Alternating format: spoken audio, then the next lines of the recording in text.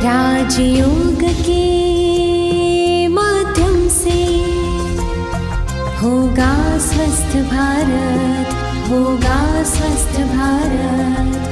तन मन होगा निरोगी और हर जन होगा सदा खुशहाल। भव्य भारत का भव्य निर्माण, स्वस्थ भारत का दिव्य निर्माण, दिव्य निर्माण, नव निर्माण।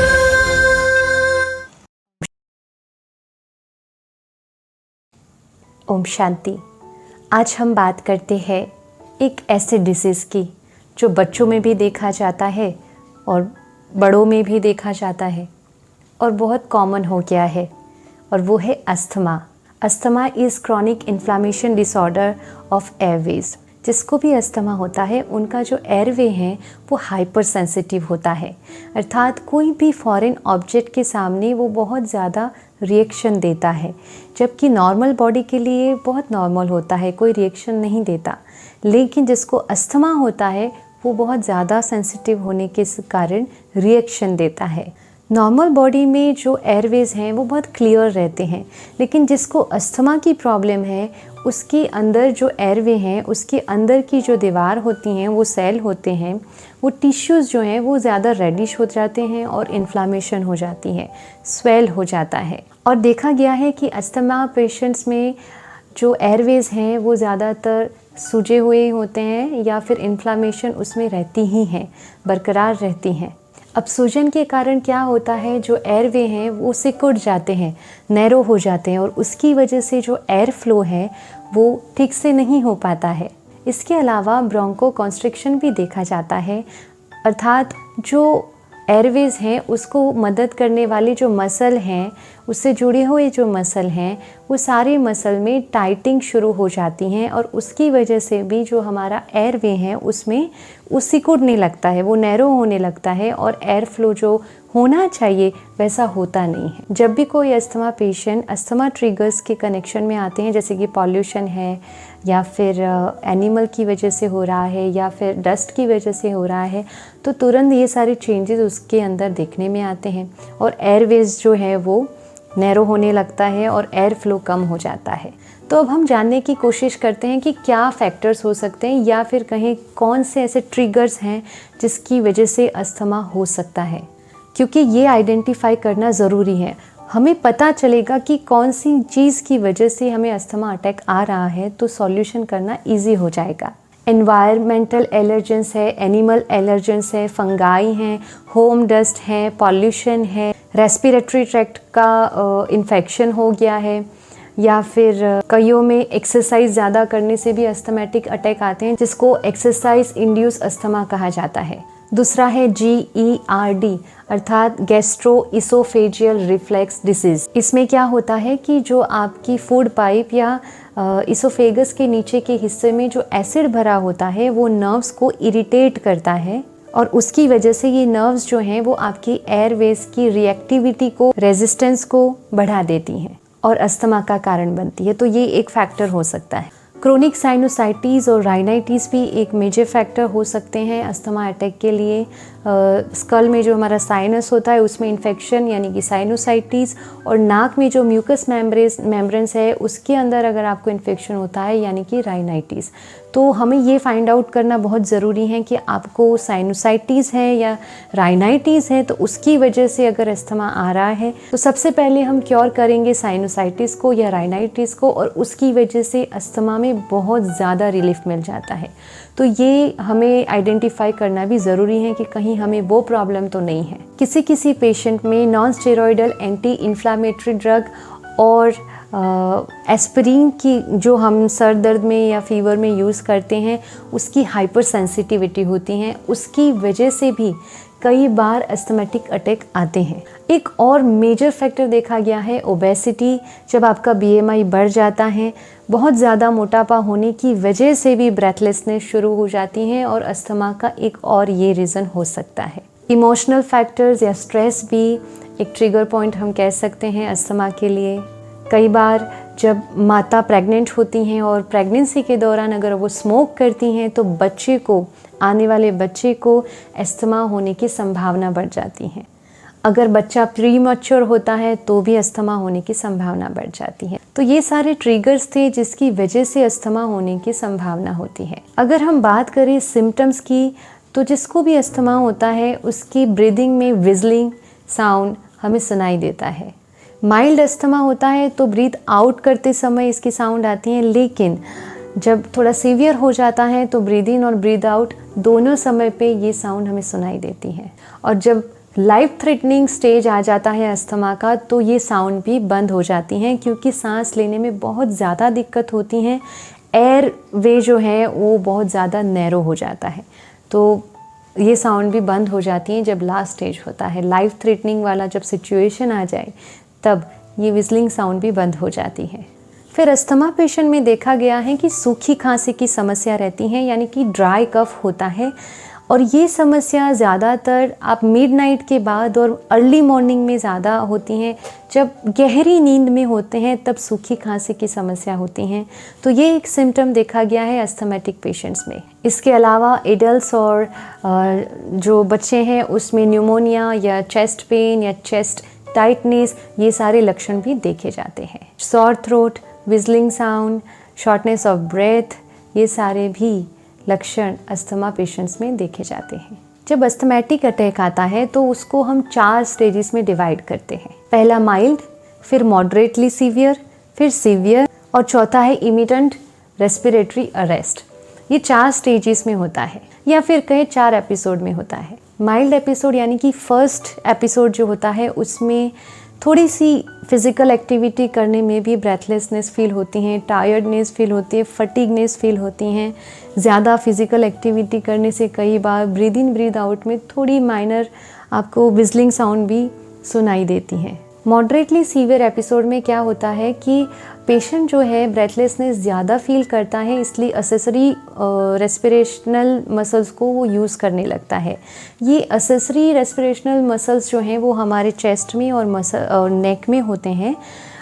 वैसे मेन जो हमारा रेस्पिरेटरी मसल हैं वो है डायफ्राम मसल, लेकिन जब बॉडी पे ज़्यादा स्ट्रेन आता है, ज़्यादा ब्रेथलेसनेस पेशेंट को फील होने लगती हैं, तब वो असेसरी रेस्पिरेटरी मसल्स का यूज़ करता है।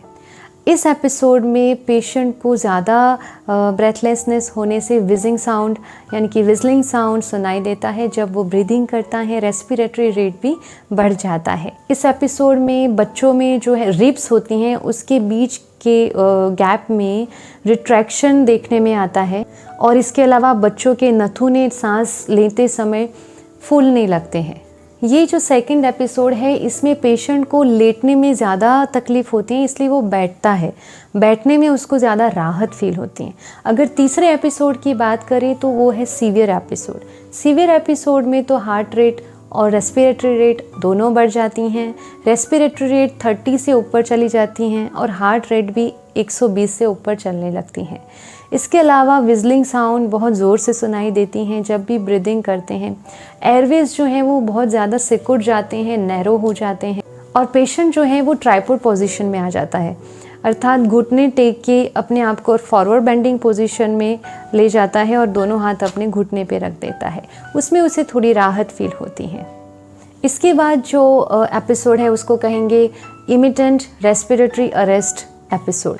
इसमें क्या होता है, पेशेंट को बहुत ज़्यादा तकलीफ़ होती है, इतना ज़्यादा एयरवे नैरो हो जाता है कि विजलिंग साउंड भी अब सुनाई देना बंद हो जाता है। बच्चों में तो हार्ट रेट धीमी होने लगती है, स्वेटिंग हो जाता है, पसीना आने लगता है, ब्रीदिंग करने के लिए स्ट्रगल करना पड़ता है, और इस परिस्थिति को लाइफ थ्रेटनिंग परिस्थिति भी कहेंगे, क्योंकि बहुत ज़्यादा तकलीफ़ होने लगती हैं, इमरजेंसी हो जाती हैं। तो इस प्रकार से 4 अलग अलग एपिसोड में हम देख सकते हैं कि अस्थमा अटैक आ सकता है। आपको अगर अस्थमा है तो आप एलर्जी टेस्ट करवाइए, उससे भी कई चीज़ें हमें पता चल जाती हैं। तो एलर्जी टेस्ट मस्ट होता है, जिसको भी अस्थमा होता है डॉक्टर्स उनको एलर्जी टेस्ट कराते ही हैं, ताकि हमें सॉल्यूशन लाने में, उसकी ट्रीटमेंट करने में ज़्यादा इजी हो जाए। अब हम जानते हैं कुछ होम रेमेडीज़ और कुछ ऐसी चीज़ें, योगा, प्राणायाम, जिससे हमें अस्थमा को क्योर करने में मदद करे। मुलेठी का उपयोग हम कर सकते हैं। मुलेठी को हम उबाल करके पानी में उसको छान करके पिएं, सुबह और शाम दोनों टाइम पिए। ये बहुत लाभदायी है। जिसको ज़्यादा म्यूकस बन रहा है अस्थमा में, उसके लिए भी ये बहुत ज़्यादा लाभदायी है। तो आप मुलेठी का यूज़ कीजिए। इसके अलावा आप अदरक यानी कि जिंजर टी पी सकते हैं। जिंजर को पानी में थोड़ा सा उबाल करके उसमें थोड़ा सा हनी डाल के आप पी सकते हैं। हनी बहुत ज़्यादा असरकारक होता है अस्थमा को क्योर करने में। इसके अलावा आप घर में स्नेक प्लांट रख सकते हैं जो कि मैक्सिमम ऑक्सीजन हवा में रिलीज़ करता है। वो हमारे हेल्थ के लिए अच्छा होता है। तो अपने घर में स्नेक प्लांट भी रखिए। साथ साथ आप यूकेलिप्स ऑयल का यूज़ कीजिए। यूकेलिप्स ऑयल को बॉईल कीजिए पानी में और उससे जो भाप निकलती हैं वो स्टीम लीजिए। वो बहुत ज़्यादा असरकारक होती हैं जो भी अस्थमेटिक पेशेंट्स हैं। इसके साथ आप लेवेंडर ऑयल का भी यूज़ कीजिए। लेवेंडर ऑयल जो है वो एंटी इन्फ्लामेटरी हैं। तो अस्थमा पेशेंट जो होते हैं उनको तो इन्फ्लामेशन लगभग हमेशा रहती ही हैं एयरवेज में। तो आप लेवेंडर ऑयल की भाप एवरीडे लेंगे तो वो इन्फ्लामेशन कम करने में आपको हेल्प करेगा। हल्दी एक एंटी एलर्जिक प्रॉपर्टी है। उसमें आप थोड़ा सा हनी ऐड करके उसे ले सकते हैं। इसके अलावा आप सहजन की पत्तियों को उबाल करके उसमें थोड़ी सी हल्दी डाल करके पिए। ये भी आपको बहुत ज़्यादा लाभदायी रहेगा। जिसको भी ब्रेथलेसनेस फील होता है, जिसको अस्थमा प्रॉब्लम, दम का प्रॉब्लम है, उसको ये बहुत ज़्यादा लाभकारक रहेगा। आप सिर्फ हनी का भी यूज़ कर सकते हैं। 1 स्पून मॉर्निंग में हनी ले सकते हैं, या फिर हनी को सूंघने से भी अस्थमेटिक जो प्रॉब्लम है उसमें राहत मिल सकती है। अस्थमा जिसको होता है उनको हनी लेने से ये जो बलगम निकलता है उसको रोकने में हनी मदद करता है। तो हनी लेने से आपको फ़ायदा हो सकता है, तो आप हनी ले सकते हैं। अजवाइन भी एक बहुत अच्छा प्रॉपर्टी उसमें होता है जो हमारे कफ को पूरा शरीर से बाहर निकालने में हमारी मदद करता है, जिसको म्यूकस ज़्यादा बन रहा है। तो अजवाइन की आप स्टीम लीजिए। पानी में उबालिए अजवाइन को, आप अजवाइन की स्टीम ले सकते हैं। इसके अलावा आप आधा कप मस्टर्ड ऑयल को गरम कीजिए थोड़ा सा, और उसके अंदर इतना सा टुकड़ा कपूर का डाल दीजिए, और फिर वो थोड़ा सा वार्म रहे, मतलब सहन हो, चमड़ी सहन कर सके ऐसा रहे। उसको आप अपने चेस्ट पे और अपनी बैक पे उससे मालिश कीजिए। वो बहुत ज़्यादा हमें इसका बहुत अच्छा असर पाया गया है। जिसको भी अस्थमा प्रॉब्लम है वो ये इसका ट्राई कर सकते हैं अपने घर पे। आप मालिश कीजिए चेस्ट पे और बैक में। इसके अलावा सिनेमन टी पी सकते हैं, लेकिन please again milk and milk products नहीं लीजिए। चाय दूध वाली नहीं पीजिए। आप हर्बल टी लीजिए जिसमें तुलसी, पुदीना, अदरक डाल के आप उबाल के उसमें थोड़ा सा आप जैगरी मिक्स करके उसे ले सकते हैं। लेकिन आप दूध मत यूज़ कीजिए। दूध आपका म्यूकस जो है वो बढ़ाने लगेगा, म्यूकस का प्रोडक्शन बढ़ा देगा। इसलिए दूध या दूध की कोई प्रोडक्ट नहीं। उसके साथ no bakery items, no preservative items, कोई भी ऐसी चीज़ नहीं, वाइट फ्लोर नहीं या मैदा नहीं, नो अल्कोहल, नो अचार एंड नो स्ट्रेस। फिर अपनी बॉडी को हाइड्रेट करते रहें पूरा दिन। अच्छे से पानी पिए, बाहर जाए तो फेस मास्क पहन के जाए ताकि कोई भी धूल मिट्टी से आपको कोई एलर्जी ना हो, ये ध्यान रखना है। इसके अलावा आप अच्छे से प्राणायाम कीजिए। भस्त्रिका प्राणायाम, अनुलोम विलोम प्राणायाम, कपालभाति प्राणायाम और उद्गीत प्राणायाम, ये 4 प्राणायाम अस्थमा पेशेंट के लिए बहुत लाभदायी हैं जो आप कर सकते हैं। डीप ब्रीदिंग एक्सरसाइज और इसके अलावा डायफ्रैग्मेटिक डीप ब्रीदिंग आप कर सकते हैं। ये सारा आपको बहुत ज़्यादा लाभकारक रहेगा अस्थमा में। डीप ब्रीदिंग बहुत आप उसकी प्रैक्टिस कीजिए। जिसको ब्रेथलेसनेस की प्रॉब्लम है वो कम हो जाएगी। Anti inflammatory, antioxidant, vitamin C, vitamin E और इसके साथ बीटा कैरोटीन रिच फूड आपको लेना है। आप जो बबू पोशा आता है, बबू पोशा को काट के उसके ऊपर थोड़ा सा हनी लगाकर खाएंगे तो ये भी लाभकारक है। मेडिटेशन, अस्थमेटिक पेशेंट के लिए मेडिटेशन एवरीडे करना, एवरीडे मेडिटेशन की प्रैक्टिस बहुत लाभदायी हो सकती है। अच्छा, अब जिसको बहुत ज़्यादा म्यूकस बन रहा है बॉडी में, बहुत ज़्यादा स्टूल में भी म्यूकस निकलता है, बहुत ज़्यादा कफ हो रहा है, तो उनके लिए एक बहुत रामबाण इलाज है। आप कैबेज का जूस पी सकते हैं। कैबेज एंड कैप्सिकम का जूस पीजिए, आपका जितना भी कफ बन रहा है बॉडी में वो सारा फ्लश आउट हो जाएगा। भोजन से पहले कच्ची कैबेज खाइए, पत्ता गोभी खाइए, आपका जो म्यूकस क्रिएट हो रहा है एक्स्ट्रा वो ज़्यादा फ्लश आउट हो जाएगा। कैबेज को पका कर खाएंगे तो म्यूकस और बनेगा। कच्ची कैबेज का जूस पिए या कच्ची कैबेज का सलाद ले, ये आपके लिए लाभदायी है। रिफाइंड शुगर आपको खाना बंद कर देना है, इसके बदले आप स्विच करेंगे जागरी, डेट्स या फिर कोकोनट, ऑर्गेनिक कोकोनट शुगर आती हैं, आप ये ले सकते हैं। जल नीति कोई कर सकता है तो जल नीति भी करिए ताकि आपका जो एयरवे है वो हमेशा क्लीन रहे। एक और होम रेमेडी है, आप मेथी दाने को और जिंजर को पानी में थोड़ा सा उबालिए, फिर उसको छान के थोड़ा सा ठंडा हो जाए, उसमें थोड़ा सा हनी, 1/2 टेबलस्पून हनी डालिए और उसको आप पिए, तो ये भी अस्थमा पेशेंट के लिए बहुत लाभकारक है। इसके अलावा जिसको ब्रेथलेसनेस की प्रॉब्लम है उनको क्या करना है, तवे को गर्म करना है और तवे पर अजवाइन को डालना है 2 या 3 टेबलस्पून और थोड़ा सा उसे रोस्ट करना है। थोड़ी सी उसकी स्मेल आनी शुरू हो जाएगी, उसके बाद उसको आप कॉटन के कपड़े में डाल दीजिए और उसकी पोटली बना दीजिए और फिर उसको आप सूंघते रहिए। तो ये जो ब्रेथलेसनेस है, शॉर्ट ब्रेथ है, उनके लिए बहुत लाभदायी है। अस्थमेटिक अटैक्स जब आता है उसमें भी ये लाभदायी है। फिर जिसको बार बार अस्थमेटिक अटैक आते हैं उनके लिए एक मसाज पॉइंट दिखाना चाहती हूँ। वो पॉइंट जो है उसका नाम है K27। ये जो हमारा कॉलर बोन होता है, कॉलर बोन जहाँ से शुरू होता है, तो ये जो पॉइंट होता है, ये पॉइंट को आपको हल्के हाथ से ऐसे हर रोज़ 2 मिनट के लिए हल्की फिंगर से, बहुत ज़्यादा प्रेशर नहीं देना, हल्के हल्के इस प्रकार से मसाज करना है 2 minutes. 2 minutes morning, 2 minutes evening, तो इससे भी राहत मिल सकती है। और एक एक्यूप्रेशर पॉइंट है जो हमें अस्थमा में थोड़ी सी राहत दे सकता है, और वो है हमारा जो बायां हाथ है, बाएं हाथ में ये जो फिंगर है, मिडल फिंगर, ये मिडल फिंगर का निचला हिस्सा, यहाँ की यहाँ पे ये जो हमारी लिटिल फिंगर पूरी होती हैं, ये लिटिल फिंगर के बिल्कुल लाइन में यहाँ वाला पॉइंट आप देख सकते हैं, ये पॉइंट, इस पॉइंट को हमें दबाना है। मैं इसे मार्क कर लेती हूँ।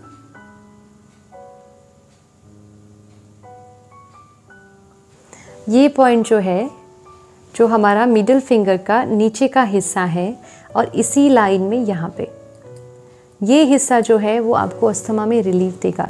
तो हम इसको को दबा सकते हैं, और या तो फिर आप मेथी दाना या मूंग दाना आप पेपर टेप में ले लीजिए, इस प्रकार से ले लीजिए और इसको यहाँ पे ऐसे लगा दीजिए।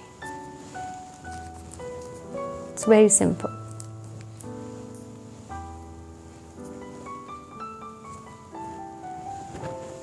तो यहाँ पे दबता रहेगा, आप बीच बीच में इसको दबा सकते हैं।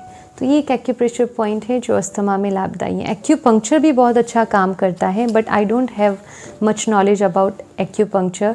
आप एक्यूपंक्चर का भी आधार ले सकते हैं, जो काफ़ी लोगों को रिलीफ दे चुका है, तो आप उसका भी ट्राई कर सकते हैं। अस्थमा साइकोसोमेटिक भी हो सकता है, क्योंकि आप देखिए, आप बहुत आराम से बैठे हैं, ठीक है, रूम में, किसी ने आकर ऐसा कह दिया कि ये हो गया है, जो कि अच्छी बात नहीं है। कुछ ऐसी गंभीर बात सुना दी या सीरियस बात सुना दी, दुख वाली बात सुना दी, तो आप एसी में भी घबराने लगते हैं, आपकी हार्ट रेट बढ़ने लगती हैं, आपकी रेस्पिरेटरी रेट बढ़ने लगती हैं। इतना ही नहीं, एसी चल रहा है, पसीना निकलने लगता है ना, ब्रेथलेसनेस शुरू हो जाती है। घबराते हैं तो क्या होता है, सांस फूलने लगती हैं कई बार।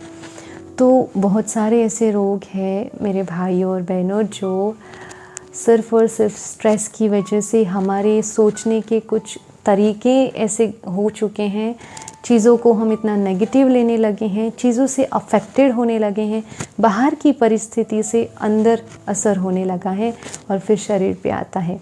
इसलिए साइकोसोमेटिक प्रॉब्लम्स की वजह से ये सारी बीमारियां क्रिएट होती हैं। तो आप प्लीज़ अपना ध्यान रखिए, बिल्कुल टेंशन फ्री रहिए, हैप्पी रहिए, परमात्मा को याद कीजिए, अपनी सारी चिंता उसे सौंप दीजिए। Now last but not list, हमें हर रोज़ सुबह और रात को सोने से पहले एक स्वमान का अभ्यास करना है, that I am peaceful soul. मैं शांत स्वरूप आत्मा हूँ और ये शांति की शक्ति मुझ आत्मा से निकलकर मेरे पूरे शरीर में फैल रही है।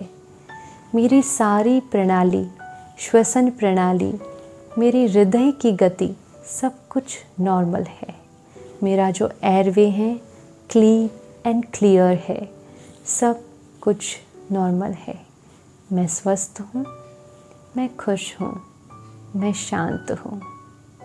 बस इस स्वमान का हमें अभ्यास करना है हर रोज़। तो आज के लिए इतना ही।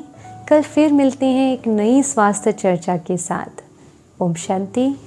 शुक्रिया।